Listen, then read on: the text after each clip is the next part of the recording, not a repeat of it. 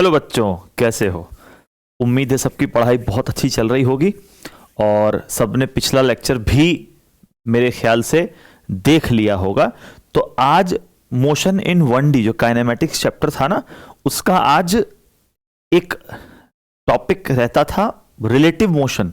लेकिन बेटा relative motion जो है ना, ये रिलेटिव मोशन को हम दो पार्ट्स में मैं पढ़ाऊंगा। एक बार रिलेटिव मोशन इन 1 डायमेंशन और एक बार रिलेटिव मोशन इन 2 डायमेंशन। ठीक है, तो आज जो हमारी चर्चा है वो है रिलेटिव मोशन इन 1 डायमेंशन। ठीक है, मेरे ख्याल से आपने पिछले सारे लेक्चर्स देखे होंगे और आप लोग अपडेटेड भी होंगे। तो आज शुरू करते हैं। ठीक है, तो अब शुरू करते हैं बेटा रिलेटिव मोशन इन 1D। ठीक है ना, टाइम वेस्ट नहीं करना। और सुनो, इसको जब मैंने ये टॉपिक का प्लान किया तो कोशिश ये है, देखो ब्लाइंडली प्रॉब्लम सॉल्विंग से कुछ नहीं होगा, ये बात आप भी मानते हो। हमें एक अप्रोच बिल्ड करना होगा कि यार इसके सवालों को हाउ टू अटैक, कैसे रिलेटिव मोशन, आखिर क्या कॉन्सेप्ट है फिजिक्स में, ये फिजिक्स में क्यों आया है ना। तो बहुत कम टाइम लेते हुए कोशिश करता हूं आपको चीजें डिलीवर करने की। देखो होता क्या है बेटा कि नाम ही है इसका रिलेटिव मोशन।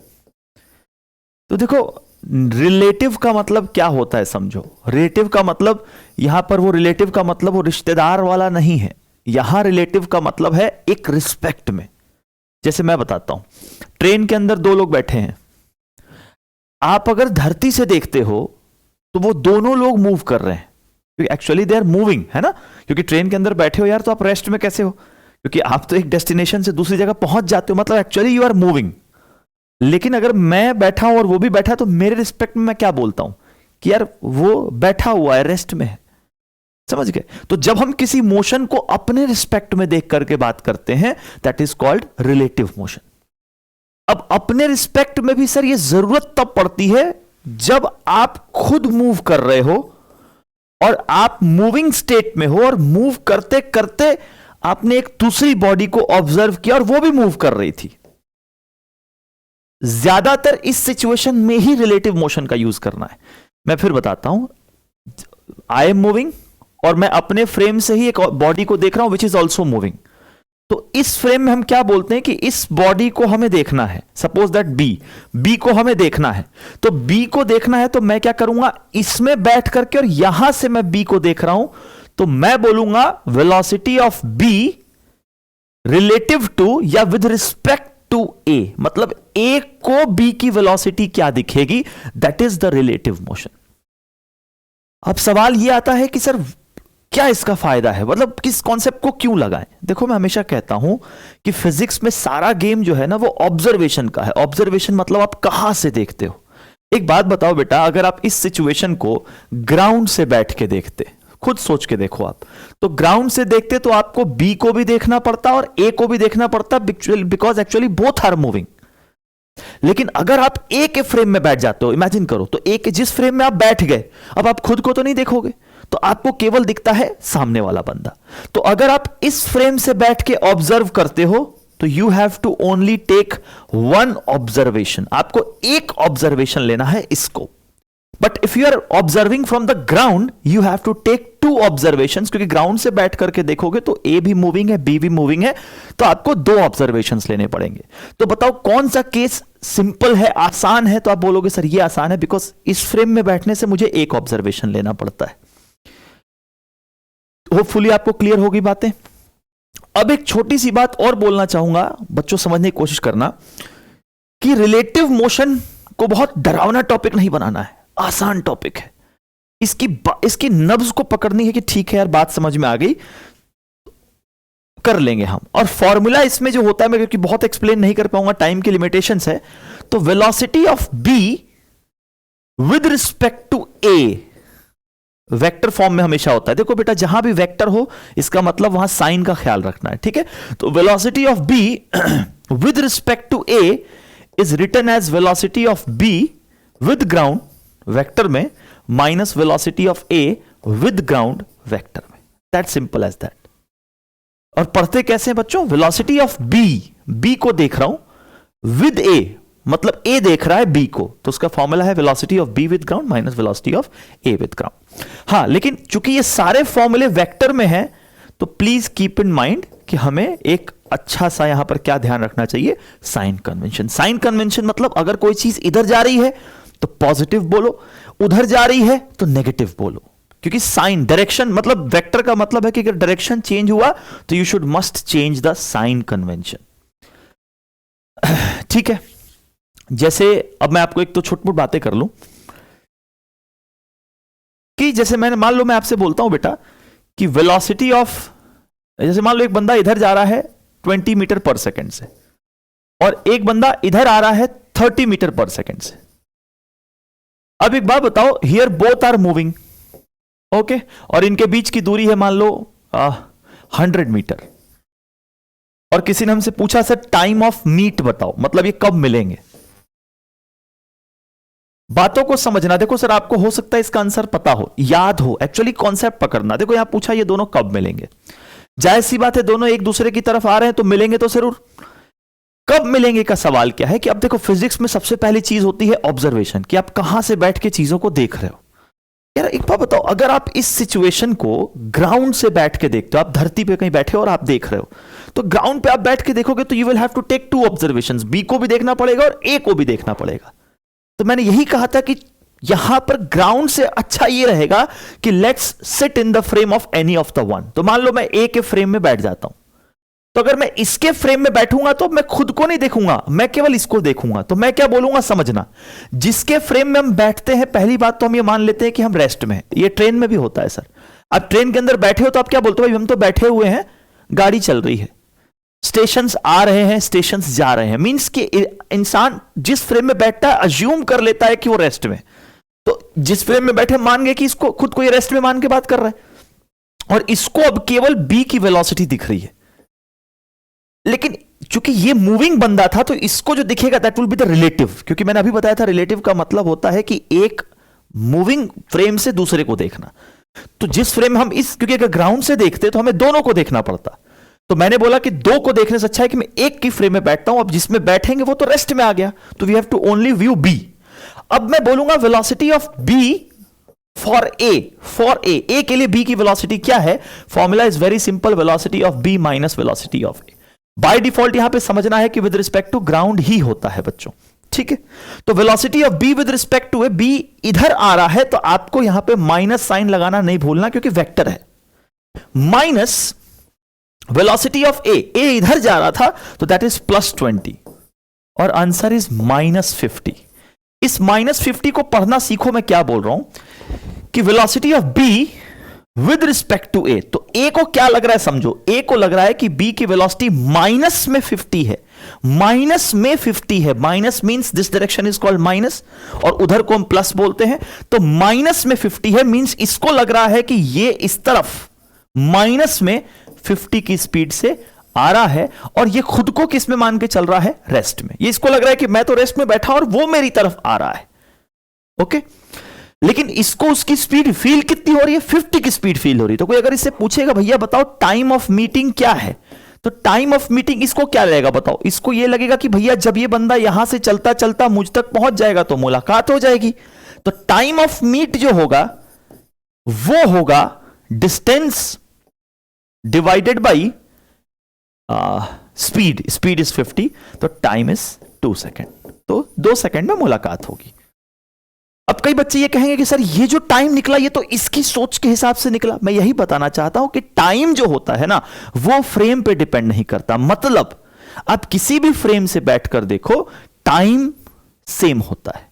तो इसी चीज का फायदा उठा रहे हैं हम कि फ्रेम कोई भी हो ये टाइम 2 सेकेंड ही दिखेगा। लेकिन अगर इसी घटना को हम ग्राउंड से बैठ के देखते, तो ग्राउंड पर बैठ के देखते तो भी ये क्वेश्चन सॉल्व हो जाता, लेकिन दिक्कत ये होती कि ग्राउंड से बैठने पर हमें 2 ऑब्जर्वेशंस लेने पड़ते। तो मैंने डिसाइड किया कि let's sit in any one of the frame, और किसी एक फ्रेम में बैठ करके फिर हमने सारे ऑब्जर्वेशंस लिए, तो ये क्वेश्चन थोड़ा आसान हो गया, ठीक है। एक बात और बता दूं, जब भी 2 चीजें अप्रोच करती हैं, अप्रोच का मतलब आपको पता होगा बेटा, अप्रोच मींस पास आती हैं, जैसे यहां पे दोनों अप्रोच कर रही हैं, तो रिलेटिव वेलोसिटी आप डायरेक्टली भी निकाल सकते हो सिंपली ऐड करके। ये formula is very good, but add मतलब अगर 2 चीजें 20-30 से आ रही हैं तो you can say that the relative velocity is 50, और अगर 2 चीजें सेपरेट हो रही हैं तो you can very good see that the relative velocity is equal to the difference of the two. Difference मतलब बेटा मान लो एक चीज 50 से ऐसे जा रही है और दूसरी 30 से ऐसे जा रही है, तो relative velocity is difference. Obvious सी बात है, डिफरेंस में हम 30 से 50 माइनस नहीं करेंगे, बड़े वाले में छोटा माइनस होगा, तो will say that the relative velocity is 20 actually. तो ये एक छोटा सा पॉइंट दिमाग में रखा जा सकता है, क्योंकि देखो बात क्या है ना कि फंडे क्लियर होने ज्यादा जरूरी है। आजकल वो ट्रेंड चल रखा है कि ब्लाइंडली क्वेश्चन 2 लाइन बता दी थ्योरी, वो मत करो, जितना ही करो उसमें कॉन्सेप्चुअली पकड़ो कि यार this is the concept. Okay, approach and overtake की बात मैंने कर दी। अब जैसे यही कहलाता है अप्रोच। तो अप्रोच जब भी होगा you can know that, and separate जब भी होगा you can know that. Okay, यार देखो अपस्ट्रीम और डाउनस्ट्रीम आप जानते हो, मैं इसको हल्का सा बताऊंगा, बहुत ज्यादा टाइम वेस्ट नहीं करूंगा। रिवर नदी की मान लो बेटा बहने की स्पीड है u, और स्विमर जो तैरने वाला बंदा है उसकी स्पीड है v। और अगर दोनों सेम डायरेक्शन में जा रहे हैं, मतलब जिधर नदी बहती है आप भी उधर ही जा रहे हो, तो that is called down stream. Down मतलब होता है धारा के साथ, क्योंकि नदी हमेशा नीचे की तरफ बहती है। तो एक बात बताना बेटा, डाउन स्ट्रीम में आपकी स्पीड u लिखोगे, v लिखोगे या u प्लस v लिखोगे? That's pure a common sense thing. सोच के देखो यार, नदी इधर 20 से जा रही है और आप भी इधर ही 10 से जा रहे हो, तो आपकी स्पीड 20 और 10 नहीं 30 हो जाएगी ना, क्योंकि नदी भी आपको सपोर्ट कर रही है।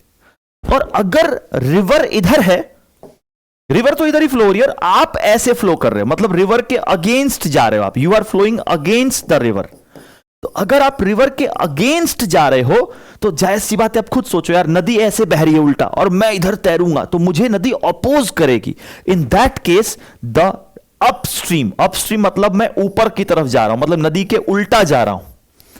और इसको याद करने का तरीका है अप, यू से होता है उल्टा। ये कंफ्यूजन बचाने के लिए, वैसे फिजिक्स नहीं है लेकिन ठीक है ना, यू अपस्ट्रीम उल्टा, अच्छा उल्टा जा रहा है। उल्टा जाएंगे तो क्या होगा बच्चों, जो स्पीड होगी वो माइनस होगी। माइनस हमेशा किस में से किसको करेंगे, बड़े में से छोटे को करेंगे। और बाय डिफॉल्ट मैंने ये मानते हैं कि नदी की स्पीड जो होती है वो हमेशा ज्यादा ही होती है, इसलिए मैंने u माइनस वी किया। तो याद रखेंगे बच्चों, अपस्ट्रीम उल्टा जा रहे हैं, तो अगर अपस्ट्रीम से उल्टा है तो डाउनस्ट्रीम से क्या होगा, जस्ट आप समझ लो कि नदी के साथ जा रहे हैं। ओके, इसमें अपनी एनसीईआरटी में एक कॉन्सेप्ट समझ में आ गया बच्चों क्या है, बस ये फॉर्मूले में साइन का प्लीज ध्यान रखना। और रिलेटिव का फंडा कब लगाते हैं, मैं फिर रिपीट कर देता हूं कि जब भी दो चीजें मूव कर रही हैं, दो चीजें जब भी मूव कर रही हो और आपको ऐसा लगे कि यार अगर हम ग्राउंड से देखेंगे तो we will have to take 2 observations, तो वहां पे एक अप्रोच है कि आप जाकर के किसी एक बॉडी के फ्रेम में घुस जाओ।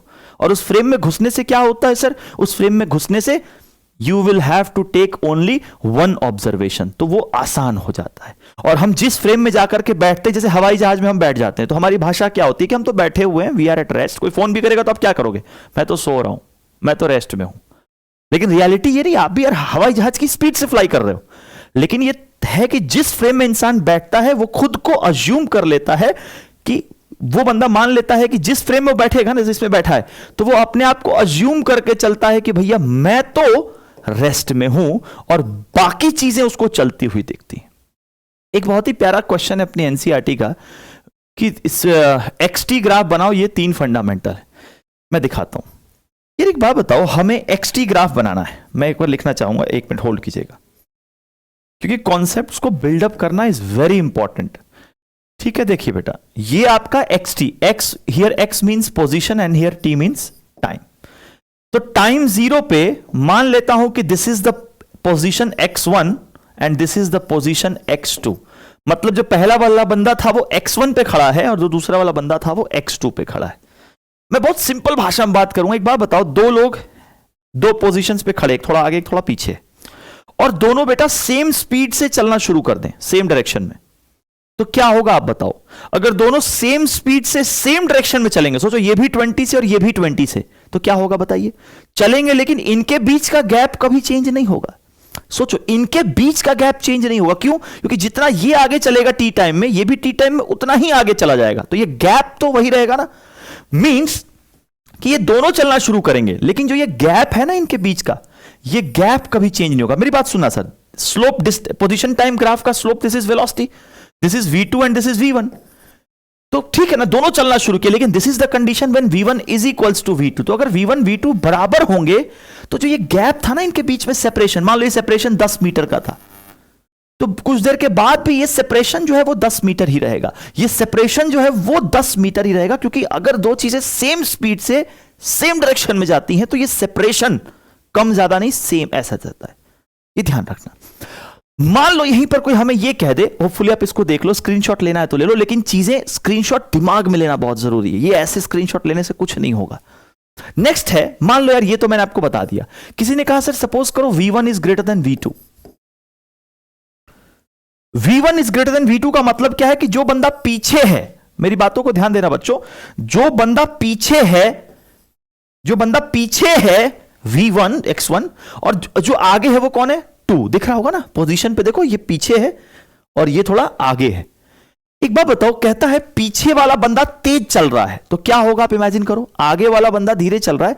Physics is purely N imagination और थोड़ा सा कॉमन सेंस का सब्जेक्ट है। पीछे वाला बंदा तेज चल रहा है ना, तो पीछे वाला बंदा अगर तेज चल रहा है तो क्या होगा बताइए, ये तो धीरे धीरे चल रहा है और ये तेज चल रहा है, तो ये आएगा, इसको ओवरटेक करता हुआ आगे निकल जाएगा।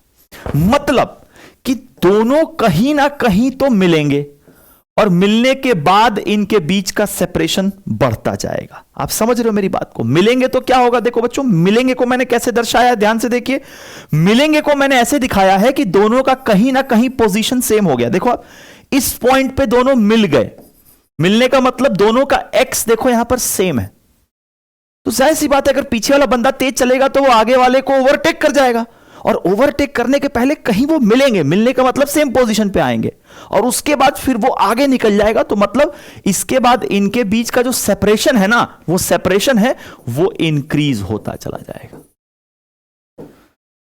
ठीक है, शुरू में तो पास आएंगे और बाद में फिर ऐसा हो जाएगा। ठीक, नेक्स्ट थर्ड केस कहता है कि सर इसी सिचुएशन में v1 is less than v2।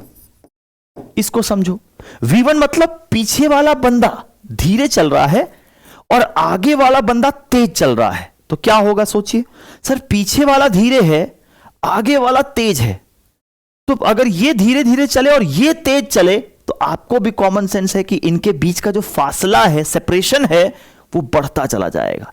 मतलब इनके बीच का फासला बढ़ता चला जाएगा। उम्मीद है आप समझ रहे हो मेरी बात को, क्योंकि यहां पर मेरे प्यारे बच्चों ये कहने की कोशिश है, यहां पर ये कहने की कोशिश है कि v1, यहां v1 मींस जो पीछे था, तो पीछे वाला बंदा धीरे है और आगे वाला बंदा तेज चल रहा है, तो separation will keep on increasing. तो these are the situations, basic situations जो पेपर में आते हैं, इसको आपको ध्यान रखना है। ठीक है सर, और बेसिक फॉर्मूला यही है, अगर आपसे कोई भी पूछता है velocity of A respect to B, velocity of A respect to B, मतलब यहां पर बी देखने वाला है, it's simple formula is velocity of A with ground vector form में minus velocity of B with ground.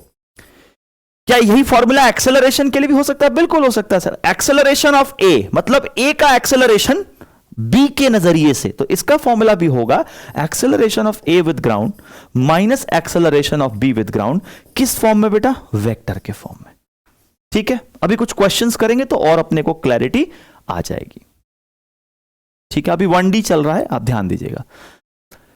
A police van moving on a highway with a speed of 30 km per hour is speeding, fires a bullet. एक बात बताओ यार, एक police van है, police है, P लिख देता हूं, वो 30 की स्पीड से चल रही है।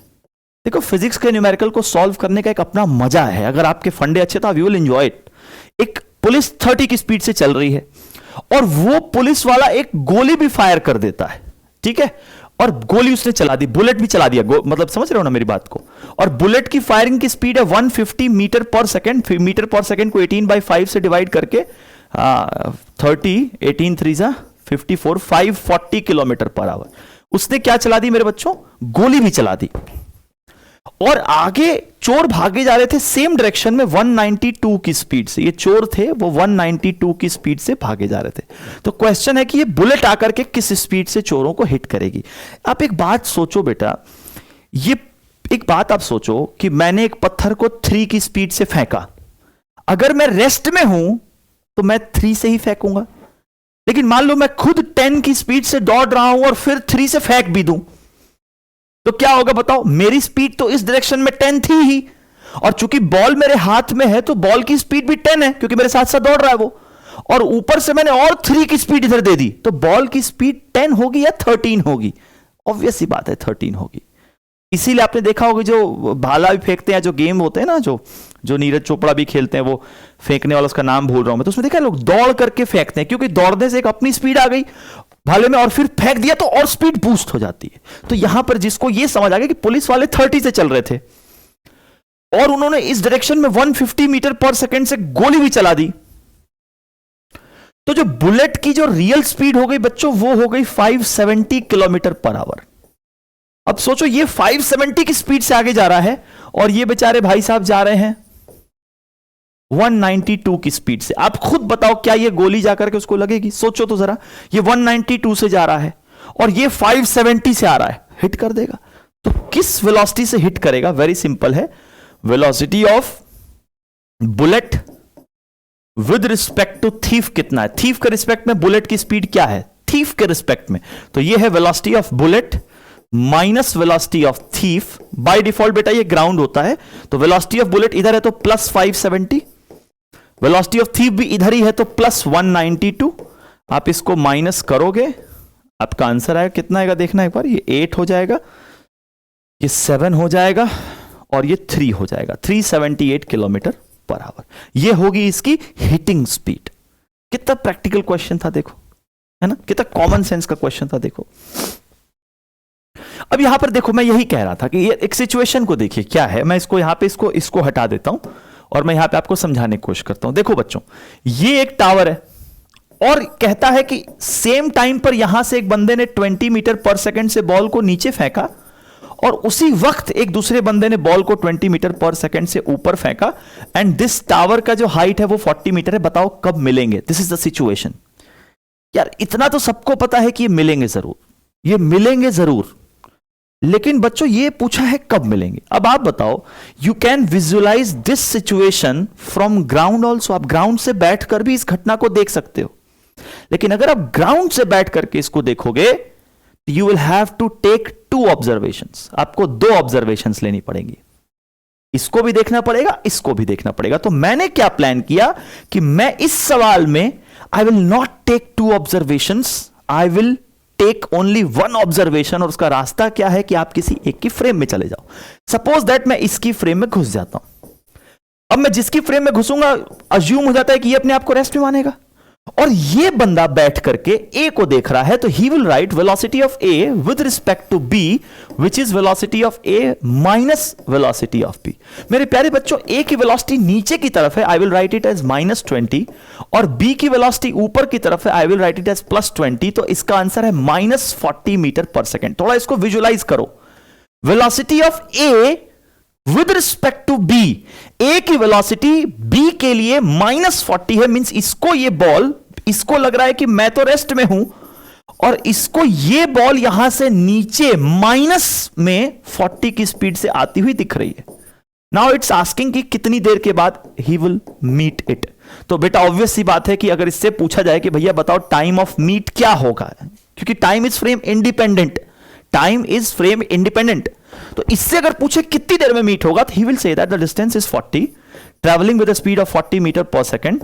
तो very simple as that, the answer will be 1 second. समझ में आ रही है मेरी बात? तो 1 सेकंड के बाद मीट हो जाएगा। तो this is the beauty of relative velocity. यही रिलेटिव वेलोसिटी है बच्चों, बस जिसको ये पकड़ में आ गया वो जीत जाता है।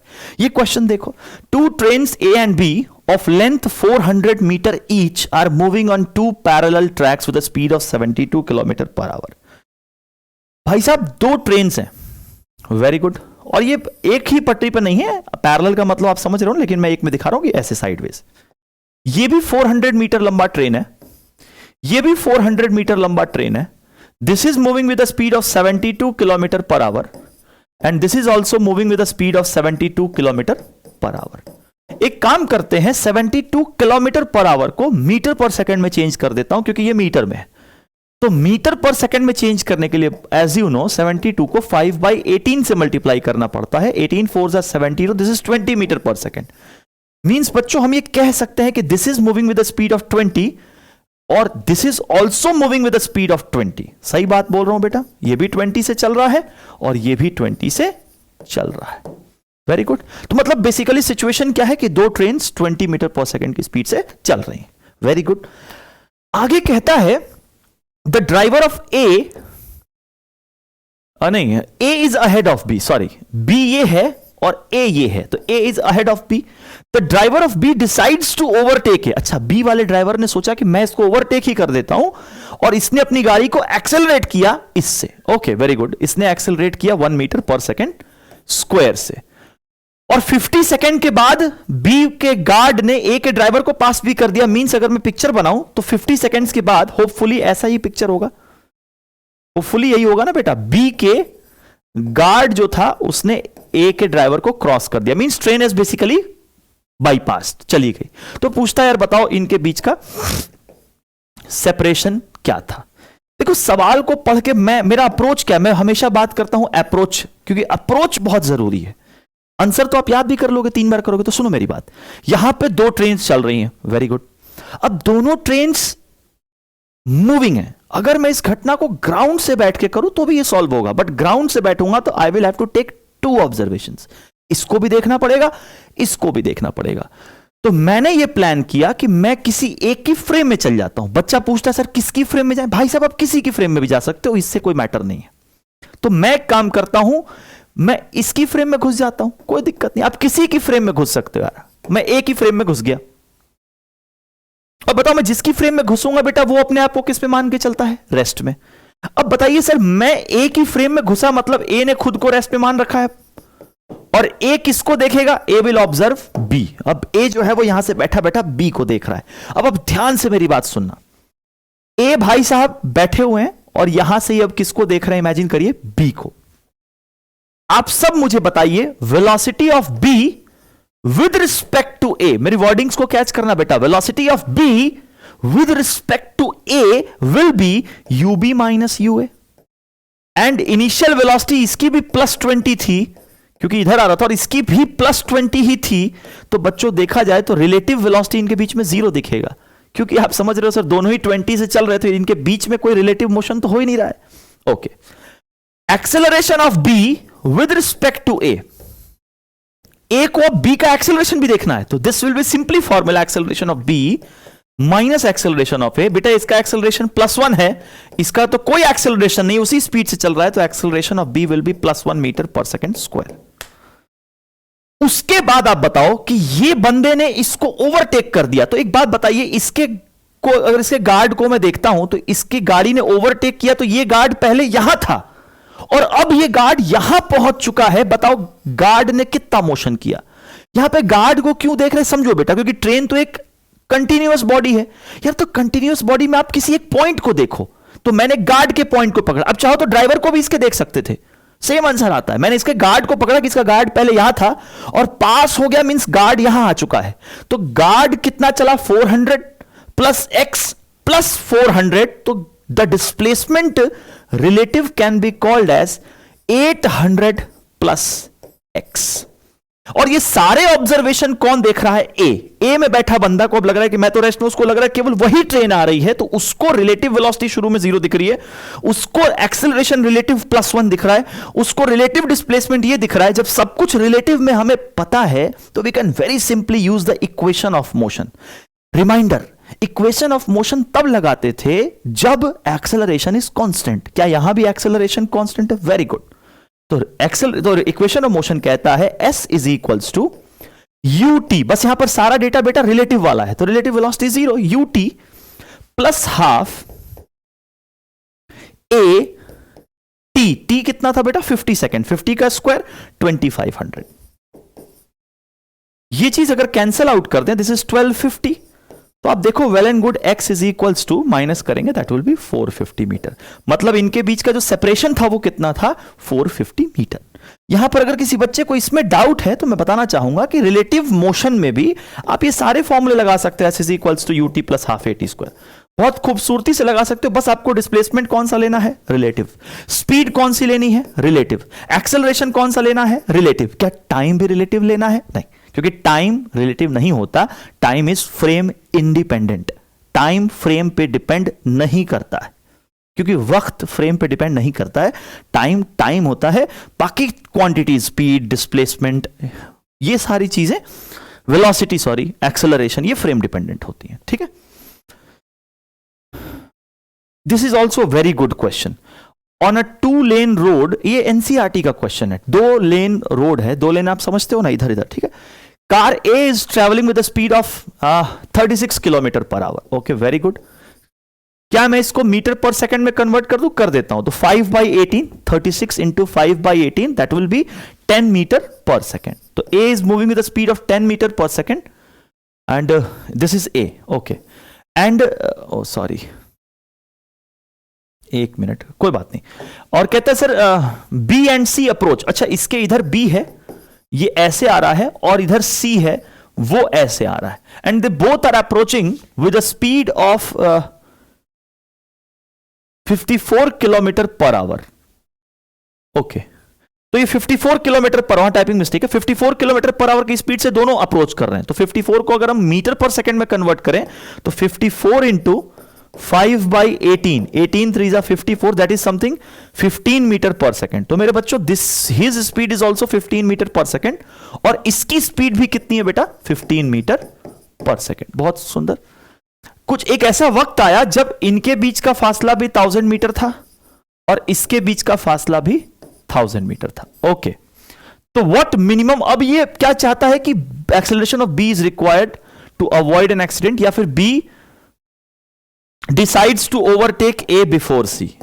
मैं क्वेश्चन समझाता हूं। बी डिसाइड्स टू ओवरटेक ए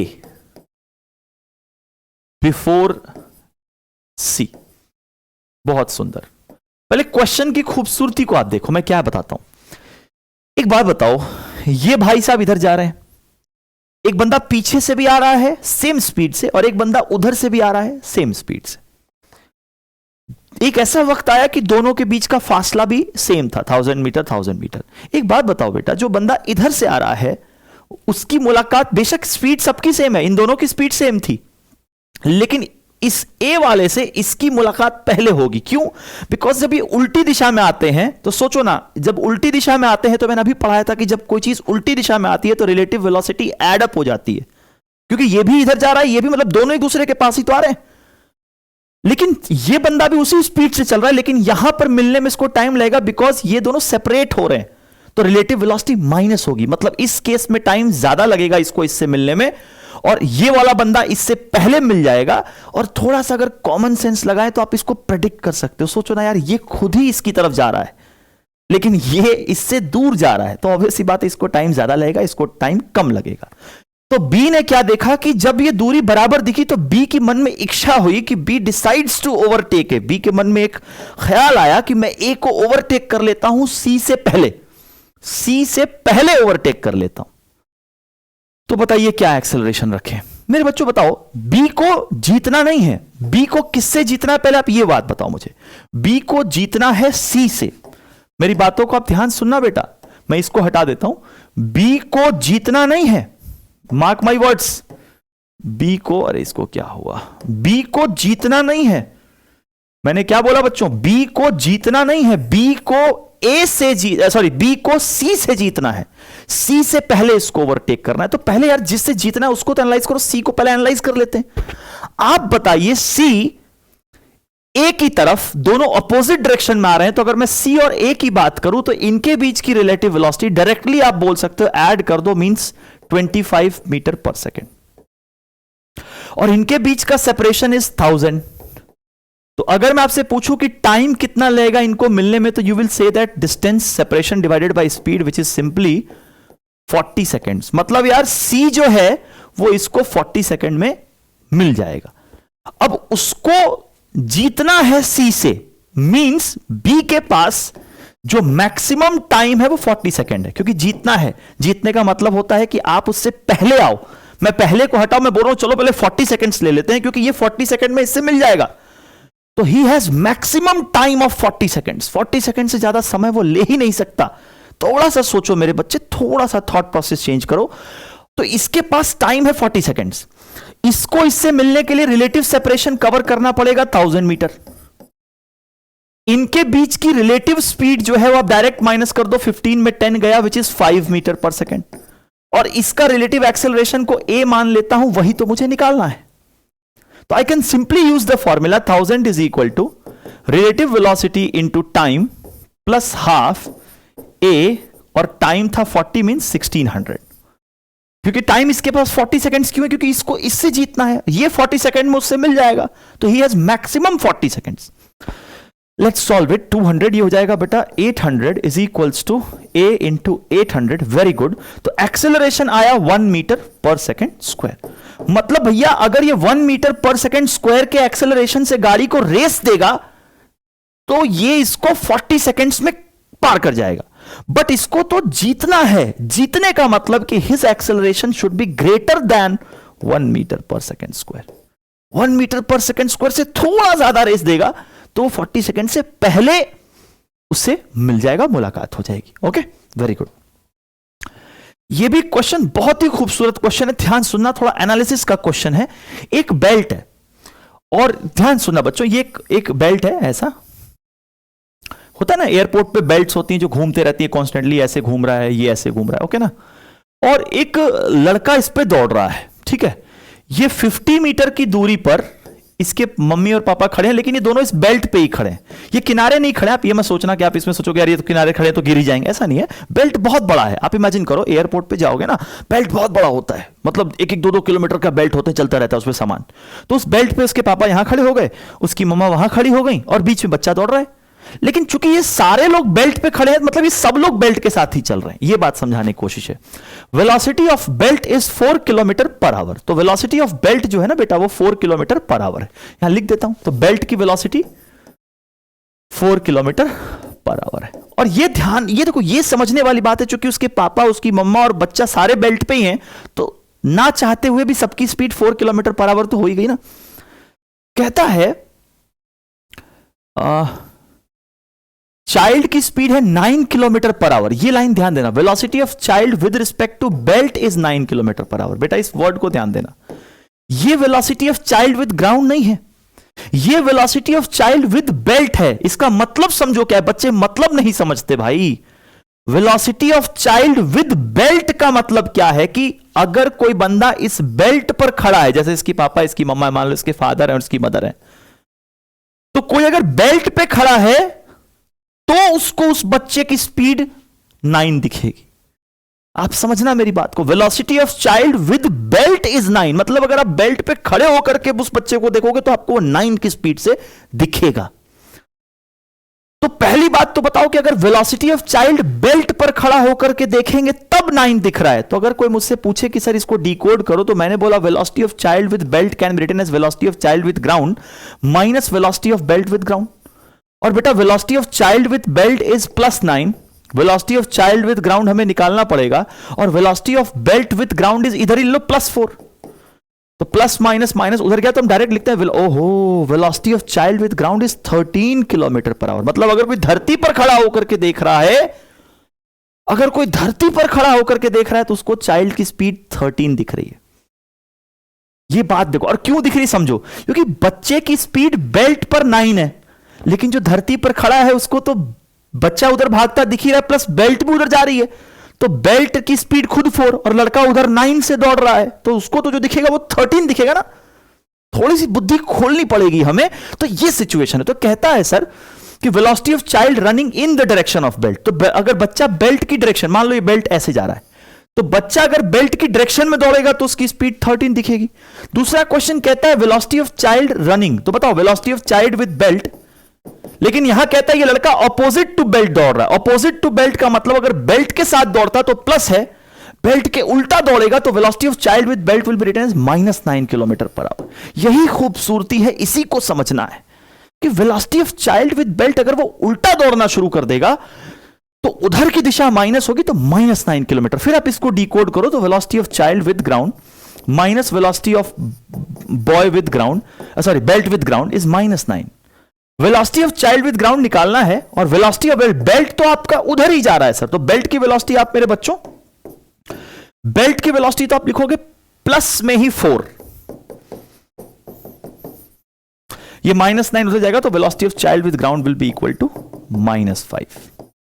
और ये चीज को मैं कॉमन सेंस से भी समझ सकता था। आप बताओ ना यार, बेल्ट इधर जा रहा है 4 से और लड़का बेल्ट के उल्टा दौड़ रहा है 9 से, तो सोचो लड़का इधर 9 से दौड़ना चाह रहा है और बेल्ट इधर उसको 4 से पीछे ले जा रही है, तो लड़के की नेट स्पीड तो 5 ही हुई ना उस तरफ।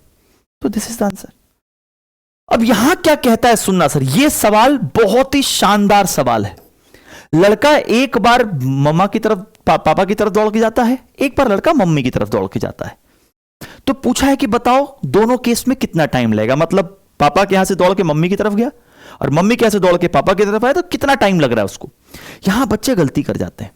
पता है बच्चे क्या कहते हैं कि सर जब वो पापा की तरफ दौड़ रहा है तब उसकी स्पीड 13 है क्योंकि वो बेल्ट के साथ दौड़ रहा है, जब वो मम्मा की तरफ दौड़ रहा है तो वो बेल्ट के ऑपोजिट दौड़ रहा है, इसलिए उसकी स्पीड 5 लेनी पड़ेगी। सेपरेशन तो 50 ही लेना पड़ेगा क्योंकि इनके बीच का फासला 50 है। लेकिन ये गलत है बच्चों, इसलिए गलत है क्योंकि उसके पापा और मम्मा ग्राउंड पे खड़े नहीं हैं। मेरी बात को आप ध्यान से सुनने की कोशिश करो। उसके फादर और mother are standing on the belt, तो बेल्ट पर खड़े होकर के ही अपने बच्चे को देख रहे हैं। मींस यहां पर टाइम का जो फॉर्मूला होगा वो होगा सेपरेशन डिवाइडेड बाई वेलोसिटी। कौन सी? रिलेटिव, क्योंकि उसके पापा और मम्मा दोनों उस बेल्ट पे ही खड़े हैं, they are not standing on the ground. और बताओ बेटा सेपरेशन तो 50 है, लेकिन बेल्ट, बच्चा अगर बेल्ट पे दौड़ता है तो I have to take relative velocity, means I have to take the velocity of child with respect to belt, क्योंकि उसके पापा और मम्मा भी बेल्ट पे ही खड़े हैं। तो बच्चा अगर बेल्ट के रिस्पेक्ट में बच्चे की वेलोसिटी लिखे तो बच्चे की वेलोसिटी बेल्ट के रिस्पेक्ट में तो 9 है। ज्यादा हो गया? नहीं समझ में आया? दोबारा बताता हूं। देखो बच्चा 9 से, बच्चे की स्पीड बेल्ट के रिस्पेक्ट में, देखो इसीलिए कहते हैं कॉन्सेप्ट बनाने में टाइम लगता है। Velocity of child with belt, belt पे जो खड़ा होकर के देखेगा उसको बच्चा 9 से दिखेगा। हाँ, जो उधर देखेगा उसको बच्चा 9 से दिखेगा, बस उधर जाएगा तो -9 दिखेगा। लेकिन कोई ग्राउंड पे खड़ा है तो उसको अलग दिख रहा है। क्यों? क्योंकि यार एक बात बताओ बेटा, फिर से बताओ, बच्चा बेल्ट के रिस्पेक्ट में 9 से दौड़ रहा है, लेकिन ग्राउंड से खड़े हो तो आपको बच्चा भी दिख रहा है और बेल्ट भी तो दिख रहा है ना भाई। तो बच्चा आपको 9 से दिखा और बेल्ट भी 4 से दिखा, तो आपको उसकी स्पीड 13 दिखेगी। और अगर बच्चा उल्टा दौड़ेगा तो आपको उसकी स्पीड 5 दिखेगी। अब पूछा उसकी पापा और मम्मा को कितना टाइम दिखेगा दौड़ता हुआ बच्चे में, तो चूंकि उसके फादर मदर इस बेल्ट पे ही खड़े हैं, means they are also moving with the belt. तो जब कोई चीज मूविंग होती है तो उसको जो सामने वाले की स्पीड दिखती है तो वो लेंगे velocity of child with respect to belt, because they are also standing on the belt. तो ये बोलेंगे sir velocity of child with belt is 9 mod. क्यों? क्योंकि इधर जाएगा तो भी 9, उधर जाएगा तो भी 9, means time will always be same. लेकिन अगर यही पूछे कि time for observer on the ground, अगर ये पूछे कोई बंदा ग्राउंड पे खड़ा है, बताओ उसको क्या दिखेगा, कितना टाइम लगा, तो आप बोलोगे टाइम होगा, कोई ग्राउंड पे खड़ा है, समझना मेरी बात को, तो वो होगा 50। लेकिन जब वो ग्राउंड पे देखेगा तो बच्चे की वेलोसिटी भी ग्राउंड से देखेगा। समझ रहे हो मेरी बात? तो ग्राउंड से अगर देखेगा तो वो बोलेगा यार इस तरफ दौड़ा बच्चा तो यार उसकी स्पीड तो 13 है, और अगर इस तरफ दौड़ा बच्चा तो उसकी स्पीड तो 5 है। तो ये ग्राउंड से ये एनालिसिस होगी। बाकी इसके बारे में भी ज्यादा नहीं जाऊंगा, ये अपनी एनसीईआरटी क्वेश्चन, इसको ध्यान रखिएगा क्योंकि सवालों की एनालिसिस बहुत जरूरी है। तो ये आपका रिलेटिव मोशन इन 1D खत्म होता है। होपफुली आपको समझ में आया होगा। मैंने बहुत बेस्ट कोशिश करी कि आपको कॉन्सेप्ट समझा दिया जाए, क्योंकि कॉन्सेप्ट नहीं समझेंगे तो क्या होगा, सवाल थोड़ा सा भी चेंज हो जाएगा तो हम पेपर में फंसने के पूरे चांसेस हैं। तो ये रिलेटिव मोशन इन 1D है। कल से शुरू करेंगे 2D एंड प्रोजेक्टाइल, फिर एक दिन सर्कुलर और फिर एक दिन रिलेटिव मोशन इन 2D। इतने सवाल बहुत ज्यादा हैं, अगर आप इसको प्रैक्टिस कर लो। इतने कम टाइम में इतने सवाल बहुत ज्यादा हैं, क्योंकि सवाल की संख्या मैटर नहीं करती है, मैटर करता है योर अंडरस्टैंडिंग, आपने क्या समझा। तो उम्मीद है आपको ये वीडियो अच्छी लगी होगी, इसका आप फायदा उठाएं, प्रीवियस ईयर क्वेश्चन सॉल्व करें।